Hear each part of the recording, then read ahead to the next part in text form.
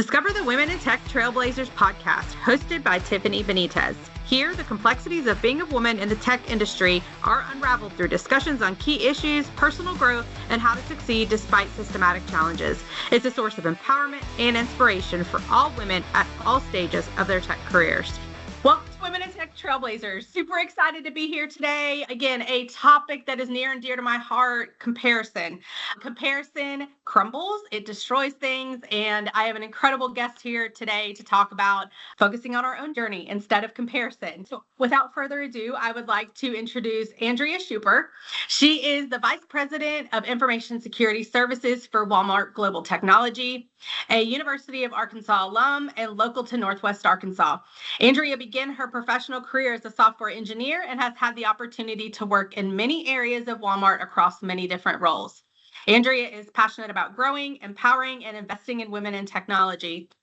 She serves on the advisory board for the Women in Tech of Northwest Arkansas, as well as a member of the board of directors for the Arkansas Research Alliance. She and her husband, Jonathan, are owners of Joy House Coffee Company. In the community, she leads her church's women's and adult small group ministries, 3 humans, Malaya, 21, Zachary, 17, and Kinsey. Did I say that right? Quincy. She's actually Quincy. 10, probably. My bio may say 9. She's 10 now. Yeah, sorry. I'm horrible at pronunciation. So I really love her name.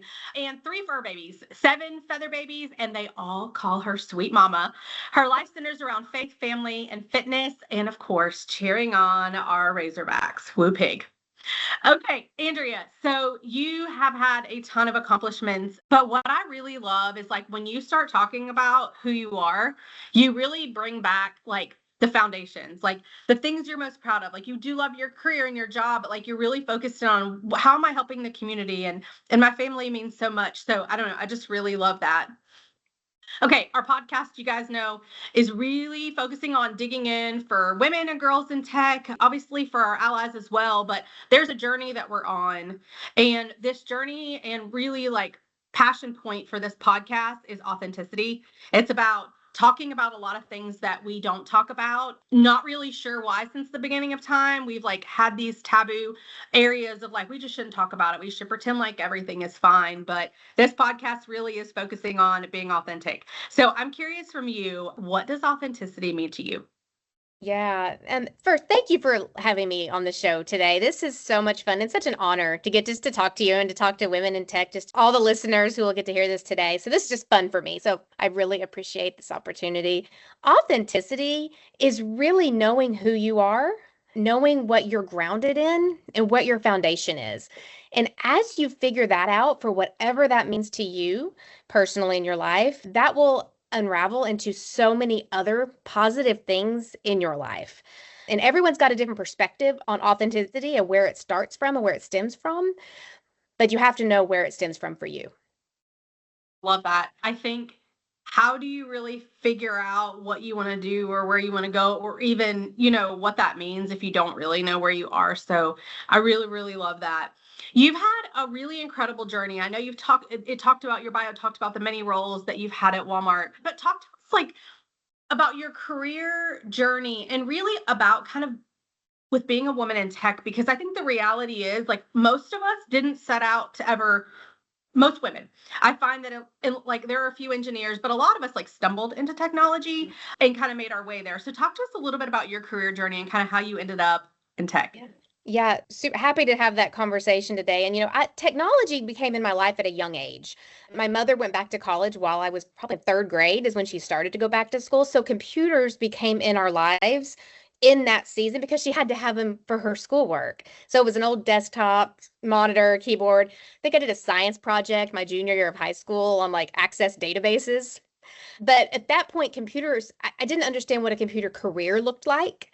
And so my desire was to be a meteorologist. I'll say out here publicly, my dream job, I love weather. I call it a hobby now, but that was my dream job.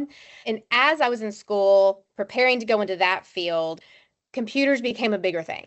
And it became I kind of like solving problems with what's new. And that's what drew me into the technology field. When I graduated college, I started at Walmart right away. And I will tell you, mentors from that time will tell you I was not the best software engineer. In fact, in college, I probably didn't do much of the actual development. I was probably the project manager, the one doing interviews, testing things, designing. I wasn't the engineer. But I also knew that to be successful in the career and the job that I'd landed, I needed to become a software engineer. Thankfully, with my learning agility and being willing to try new things, I started coding. And I coded for many, many years. And that was also when we wore many different hats in our careers. But that season of software development really has run a thread through my entire career to let technology be at the forefront constantly. And so even when I've been in different roles, I've sat in business roles, I've sat in project management roles, I'm in information security today. That software engineering and technology background is a crucial foundation to be able to succeed and to do great work in the technology field, which is fun because we get to solve cool problems. Well, I really loved that you talked about your mom kind of being the foundation of where that was introduced. That's really not most of our stories, you know? I mean, especially if you start looking at like, I don't know, older millennials or Gen X, like in school, the tech that I was offered was like, how many words do we type on a Yep, computer? right. Yeah, It was on mid-40s, it you was a know? typewriter. I had my Yeah. typing class was actually on a typewriter. But I always say, you know, and I say this, but it's because I've heard it, but like we can't be it if we don't see it. And so I love that your mom introduced that, you know, into computers and you kind of just watching her, even if it was through her journey at a very young age. And I love that you also model that not just for your children and your girls, but also for other kids in the community. I think it's just really important that, again, we create space and again, we're showing them no matter what they decide to do, that it's possible. And there's lots of women that are really out here doing this. So, okay, I think the reality, neither of us are blind to this. There's the data out there, and I'm a data person. So there's 28% of us nationally, technology. Really what some of us are like after is like creating some difference and kind of moving those numbers up a little bit. In your journey in tech, and you said you started in software engineering, so we know that's male dominated, but how has it felt in your journey? Just, you know, kind of maybe dealing with different things, like what has that been like as a woman kind of being the one, I mean, you're an officer now, so Yep. the numbers get smaller and smaller They the do. higher you go up, but how has that been for you? Yeah, my first job at Walmart was I was all male team. Like it was like 12 male engineers and me. And at first it was kind of like, okay, this is what was expected. I expected this. You know, most of our classes in school, there was more women in my class in school and everything, but I wasn't surprised by it being so male heavy. And I had to recognize that I'm not going to be just like them. And I think those early days, and I know we're talking a bit about comparison here, that it was like, okay, so they do things this way. I should go play golf on Saturday. You know, so grabbed my husband and we tried to play golf on Saturday. And I'm like, this is not fun. This is not what I personally want to spend I'm not going to do what they're doing. I'm not going to go to happy hour with the boys. I mean, because I was married when I started my job. And so just kind of having those boundaries and knowing that and accepting that it is going to be different for me. I remember really early on, I think I've had my first child and it was back when we were mostly working 7:30 to 5:30. That was the reality. You were at your desk 7:30 to 5:30. I'd gone to my male leader. All my up chain was male. There was no women. It was peers, all men. And I asked him, I said, hey, can I change my hours 7 to 5? Just so I can get a little ahead of traffic, get to my daughter sooner. And he said, no, our hours are 7:30 to 5:30. And so I think about that and I think about, you know, first as a woman, I asked for that, but the men should have been able to ask for those things too. And it was just a very unique season of that journey. Fast forward to several years later, my first role leading as a people leader, I had a team of 19 male engineers reporting to me. So that was a whole nether step of in this heavy male world. And I remember them looking at me like, what in the world? I don't think I was probably just under 30 years old. I probably wasn't quite 30 yet. I come in, I'm like, hey, and I'm being my authentic me. I don't know if they knew what to think about me. But over time, they eventually saw my heart and knew that I'm here to make us all be successful as a team. And some of the little joy elements I brought candy Friday. I had young kids at the time. You know, brought in candy on Friday, made joy. I think they started to appreciate that. And then I think I'll give fast forward to my, you know, in my officer roles I've been in, and it is very heavy male too. And I'm still on that learning journey on how do I navigate that world. I think the best thing that I've seen is the women that do exist start to connect each other. And it's not making it a girls club. There's no such thing as a girls club. There shouldn't be a boys club, but really supporting one another and leaning in and asking, hey, can I help you with anything? And just building those relationships and getting to know the human beyond the job is what allows that. And I've had that success with male coworkers too. And so that's kind of, in those 3 different seasons, starting out all male team, first time people leader, and in the officer ranks, it is, they're all very different, but the same. Well, I love that you really echoed that. Number one, no matter what, if you were the only woman, period, you still showed up as who you were. Like, you have this energy and this joy about you. I mean, anyone can feel it. You can feel it over the computer. We've seen each other multiple times in person, but I think that's something that ties to you and who you are and the impression that you leave. And I think for women, we need to really know that, like, stop being afraid to show up in the room just because you're the only one in the room, right? Like, uncomfortable is where we grow. Uncomfortable is where pivots happen. Uncomfortable is where you get to bring other people along the journey. And I think it's always maybe when we first step in. That's just the reality. Okay. So you got to get past that.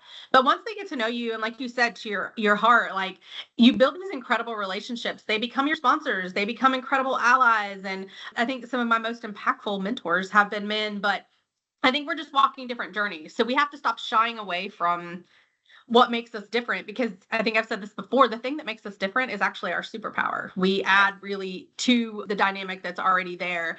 So I know we live in this world where comparison is constant. Okay. It's everything. It's around us. And again, even those of us that try to be super intentional about not looking to the left and right, we're just surrounded by it. Our kids are surrounded by it subliminally, even if you're not verbally told, social media. So how have you really learned to quiet the noise of competition, because it's there, but how have you really been able to quiet that noise and kind of keep your focus on your own path? Before we jump back in, a quick thank you to Women in Technology of Northwest Arkansas for being part of this journey. We cannot thank them enough. They continue to create space for women to grow, connect, and lead in tech. Let's get back to the conversation. Yeah, you're right. The world around us shouts, compare yourself to everything else around you, and that you're not good enough the way you are. That is what the world tells. And you're right. Our children hear it. It's all over social media. It's everywhere. I think, and you said it earlier, you said the term focus on your journey. And I think that focusing on your true north and where you want to be helps quiet that comparison. I think knowing your own values, knowing what's important to you as your foundation is critical.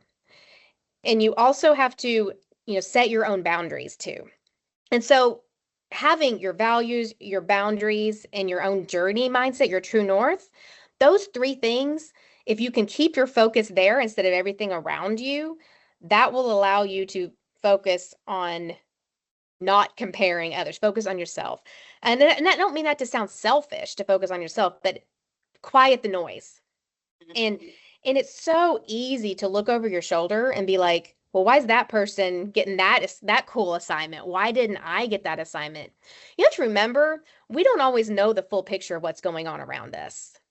You don't know the story between that person and what's going on for them in their performance. You don't know what's a bigger plan could be at play for you. Mm-hmm. You may not have had enough bake time to truly see the value and the purpose and the impact of what you've done. So that chasing, that comparison, all those things, that noise, tell your story and focus on your story is the way you can quiet that. And you are responsible for telling your own story. So it's not comparing doesn't mean that you don't represent yourself well. Yes. Because you can't just kind of sit in your own little bubble and ignore the fact you do have to tell your story, but don't compare to what's happening around you, because different people take different times at different moments in their journey. I truly believe if say I had become an officer earlier in my career, I wouldn't have been ready for it. Every experience I had leading up to it prepared me, and I took my time to set my goals towards that true north in my career, because my values and my boundaries were also a part of that equation. And so if I had been looking at somebody else's journey, I would have been like, oh, why am I not moving faster? Well, no, because my values and my boundaries are very important to me. So that's some of the ways to quiet that noise. I love that. I think we look at our career as this, and again, this has kind of been fed to us from society, but we look at our careers like straight up, right? And like, okay, That's I right. need 1 year here, 1 year here, 1 year here. But the reality is our careers kind of all over the place, right? And we need to be able to shift and pivot and navigate. And I think the way that you come back from the things that you may have really wanted that job, but the way that you like handle it and come back from it and pivot, I think are really, really important. And just staying focused, like you said, like on you. Like her path may look different. That's okay. Maybe her purpose is different. Maybe her calling is different. Like us just really focusing on, I think it becomes distractions, right? Like when we're busy looking left and busy looking right, how do you really then focus on your path? Like your Yep. path and your goals you set, you need to be looking there and like figuring out how you want to do this and what success, that word is great, except I think society has also defined that for us. And I think each of us can have our own definition and version of what success looks like for us. So I really like that. Quieting the noise. I do think also that it all comes back to our mindset, right? Our mind is, I think, so, so powerful and it can really take you in one direction or the other.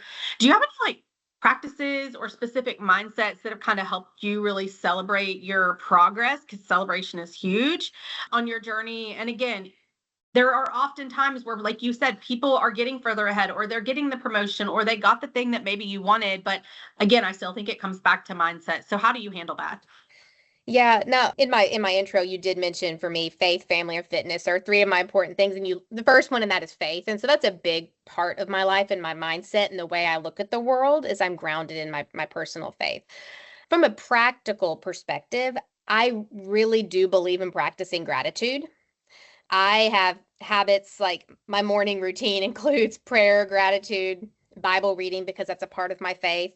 And that gratitude piece really reminds you and at the end of the day, reflecting on how that day, and I journal these things. I actually physically pen to paper write these things down because I do believe from a practical perspective, you retain more when you physically write it and it comes out differently when you physically write things. And so that's a very practical thing that I do in my life to help quiet the noise, keep focused on the things that are important to me every single day. And I start even weekends, I start every single day with that because if you can remember the good things and you can take the time to reflect at the end of the day of the good that did happen, even when things around you are not going like you want it to, you will eventually see a pattern that you will come on to the other side and things will work out how they're supposed to. I don't know how many times when jobs didn't work out, when I look back and I'm thinking, oh my goodness, that I am so thankful that didn't work out. I'm so thankful I didn't get promoted into that role over there. Because I'm on a journey and I know that the risk of comparison will lead to discontentedness.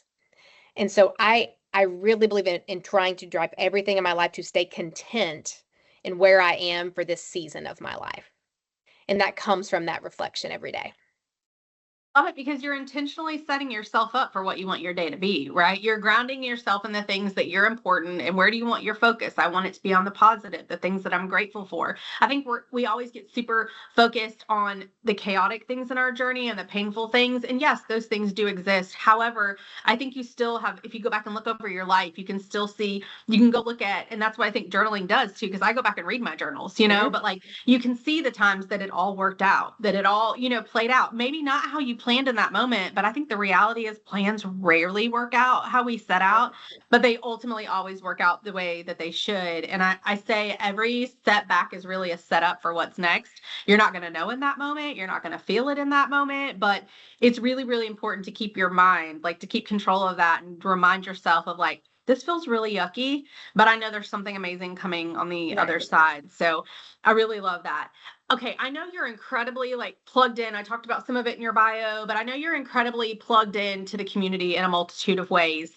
Are like, what do you think the power of being plugged into some of those networks really do for figuring out who we are, what our journey should be, even maybe connections and networking? Like, are there groups or ways that you do this that kind of have helped you on your journey?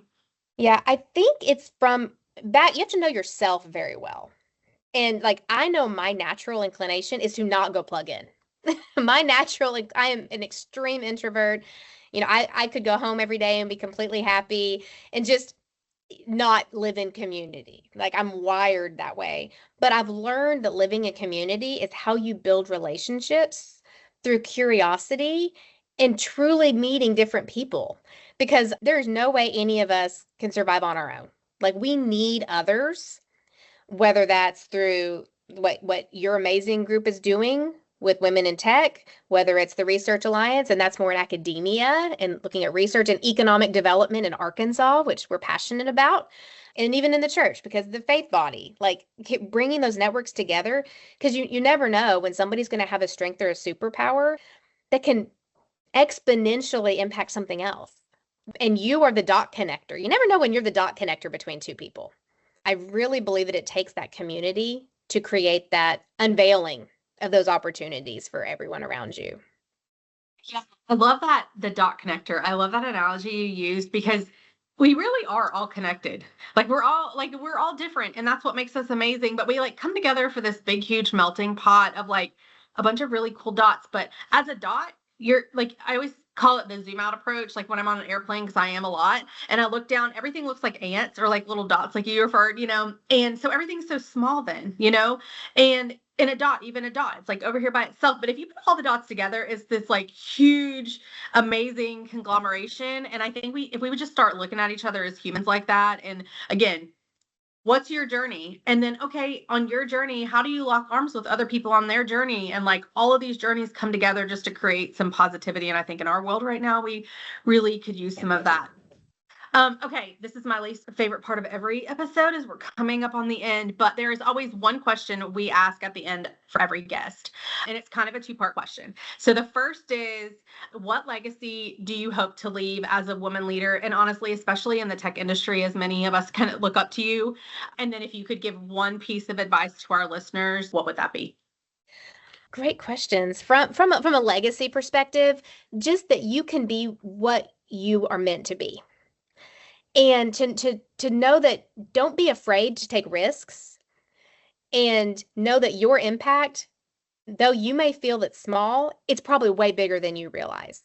And as women, if we can get our brains around that is a massive unlock at the future. So from a legacy, just people just to see that and embrace that mindset. What was the second one? So it's just one final piece of advice. If you could give that, what would you tell our audience? Yeah, one final advice would be just embrace the journey. Be patient in the journey, and don't ever assume that you have the exact same day the next day. Like, embrace it, because it will change. No, I just gave a lot of points. I know that was more than one thing. Okay. But change is constant. And embrace it and set your priorities, because somebody will try to set them for you if you don't. Oh, that part. That might be the keeper. That might be the keeper. They were all great, but it's like that part, it's like, I don't know. Boundaries are often hard. I think some of us over time have gotten better about it, but they're hard. Like, we have good intentions and we want to help people, but boundaries are key. And if you don't set them, someone else will. So that was good. Well, thank you so much, Andrea. I know your schedule is incredibly busy, so thank you for taking time out to talk to us today.